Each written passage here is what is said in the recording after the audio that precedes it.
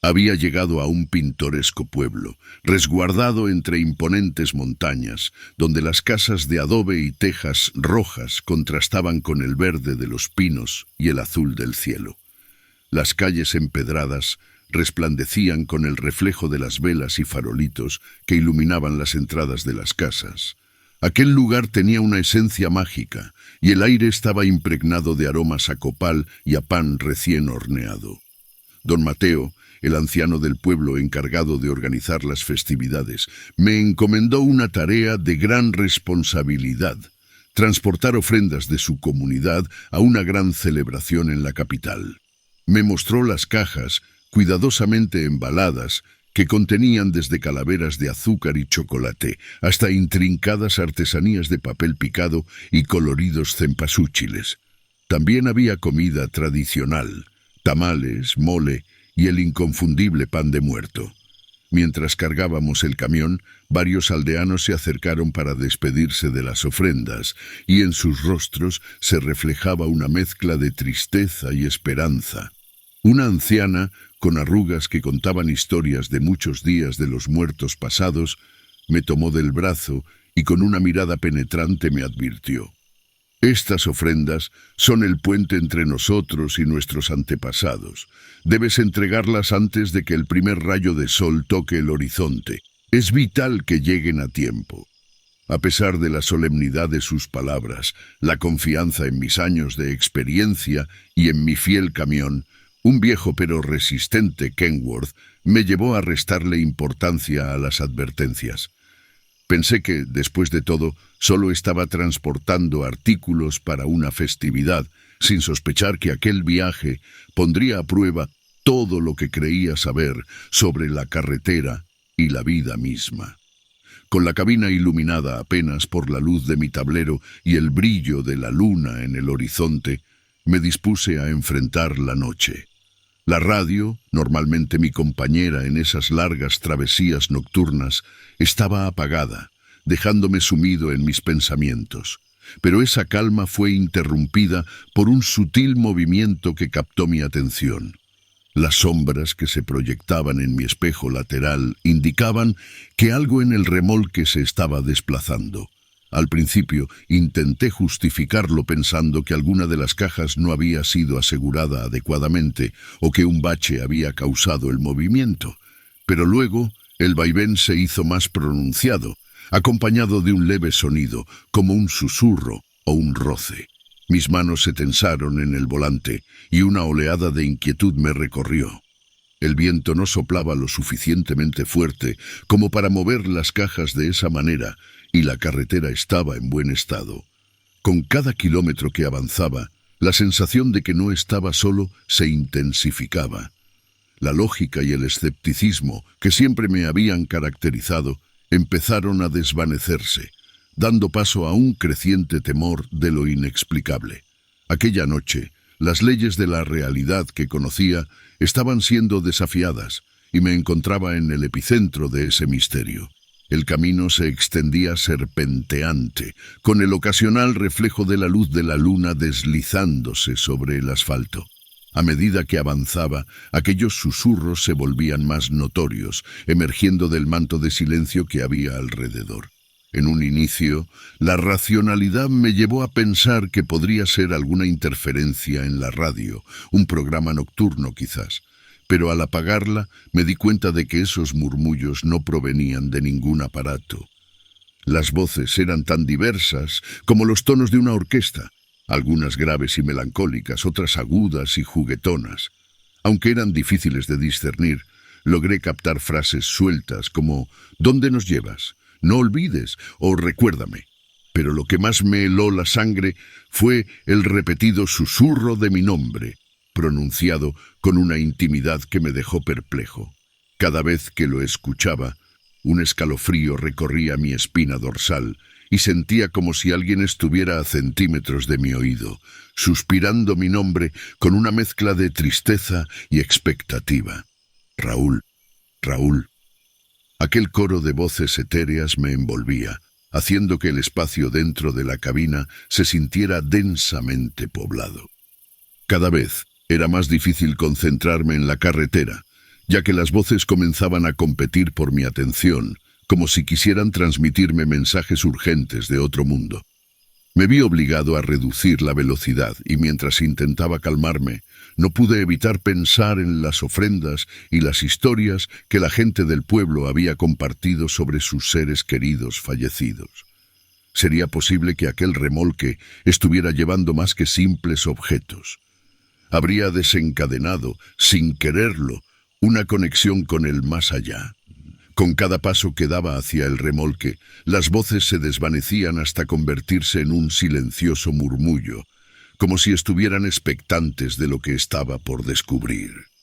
Apenas abrí las puertas del remolque, un frío sobrenatural me envolvió, haciendo que cada vello de mi piel se erizara. La débil luz de la linterna iluminó el interior, revelando un espectáculo que desafiaba toda lógica.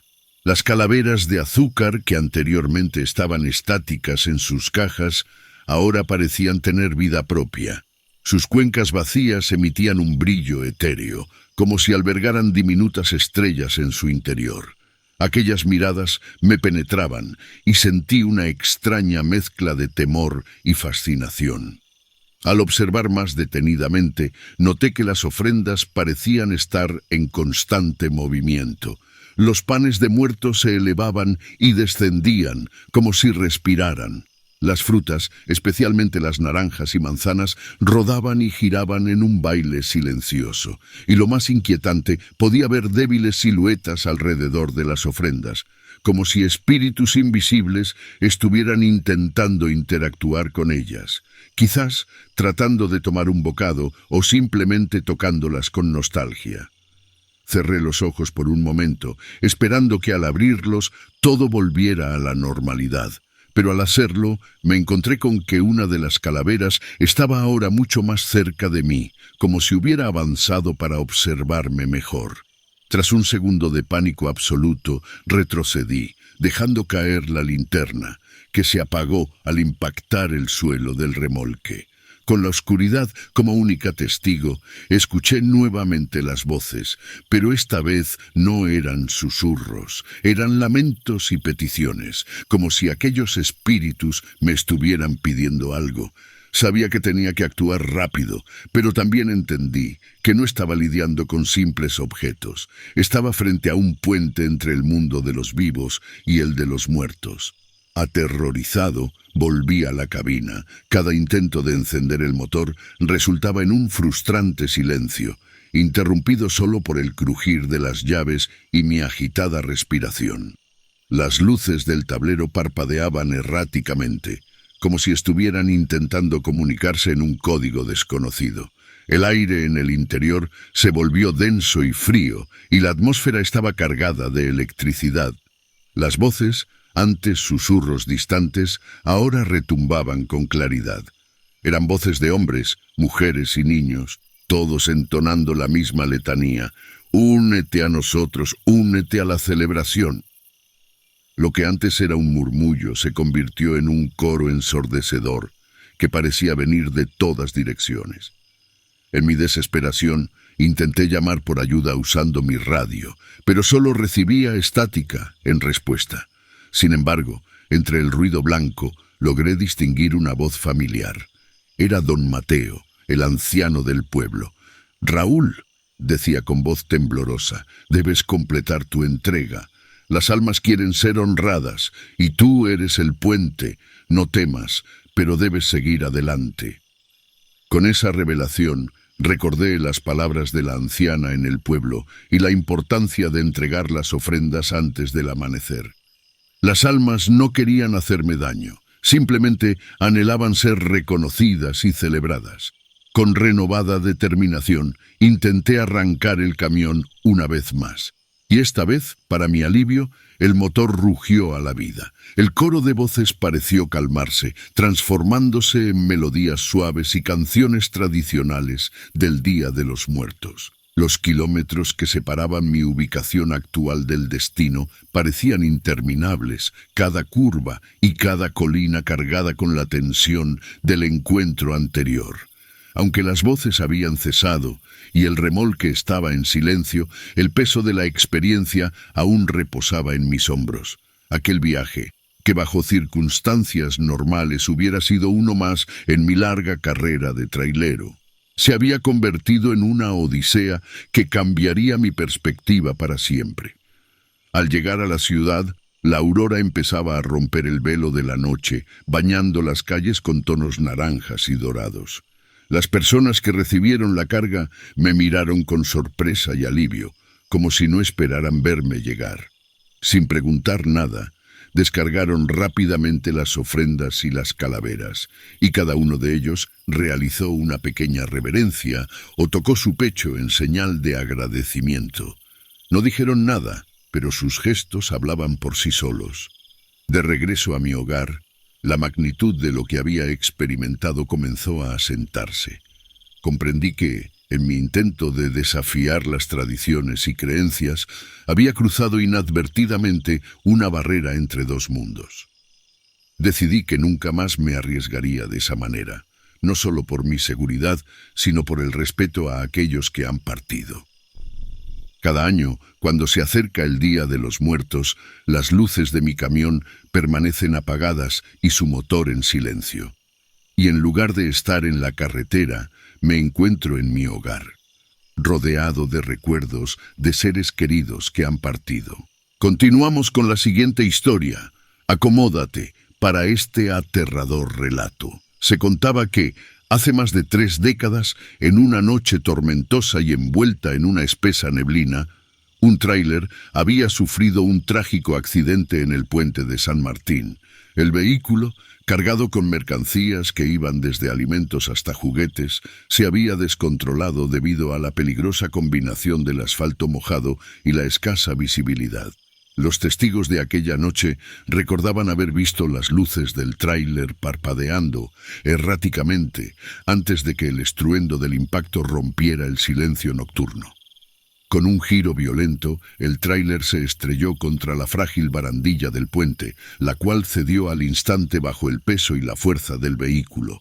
Tras una breve pausa que pareció eterna, el tráiler finalmente se precipitó al río abajo, sumergiéndose en sus aguas turbulentas. El conductor era un joven entusiasta llamado Ricardo, conocido en el pueblo por su sonrisa amable y su pasión por la carretera. Con apenas unos años en el oficio, ya se había ganado el respeto de muchos por su dedicación y habilidad al volante. Pero aquella noche, el destino fue cruel con él, y a pesar de los esfuerzos de los rescatistas, su cuerpo nunca fue recuperado. El impacto de la tragedia resonó en toda la comunidad. Cada año, durante el aniversario del accidente, las familias se reunían en el puente para ofrecer flores, velas y oraciones en memoria de Ricardo. Pero lo que convertía este lugar en el epicentro de innumerables relatos y leyendas era el fenómeno que ocurría cada día de los muertos. Como un eco del pasado, un grito angustiado y desesperado se elevaba desde el lugar exacto del accidente, recordando a todos el fatídico suceso y la vida que se había perdido tan prematuramente. Por más que los más racionales intentaran encontrar una explicación lógica, el grito persistía, convirtiéndose en una constante anual que muchos juraban haber escuchado con sus propios oídos. Con una mezcla de curiosidad y escepticismo, decidí visitar el puente esa noche. Aparqué mi coche a una distancia prudente y caminé hacia él, armado solo con una linterna y mi incredulidad. La luna llena iluminaba el camino, y el suave murmullo del río era el único sonido que rompía el silencio. La noche tenía un aire fresco y húmedo que envolvía el ambiente, creando una sensación de expectación palpable. El viento susurraba entre los árboles, llevando consigo historias olvidadas y secretos de antiguos viajeros. Las luces de la ciudad, distantes y tenues, parpadeaban más allá del horizonte, como luciérnagas suspendidas en el tiempo. Podía sentir cómo la atmósfera se tornaba más densa, como si el peso de las leyendas y las memorias del lugar se cernieran sobre mí. Mi linterna proyectaba una luz parpadeante que jugaba con las sombras, haciendo que las formas y contornos parecieran moverse sutilmente. A pesar de mi escepticismo inicial, no pude evitar que una sensación de inquietud se apoderara de mí. Miré al río desde la entrada del puente. Las aguas, normalmente claras y tranquilas, parecían más oscuras y misteriosas bajo el resplandor plateado de la luna llena.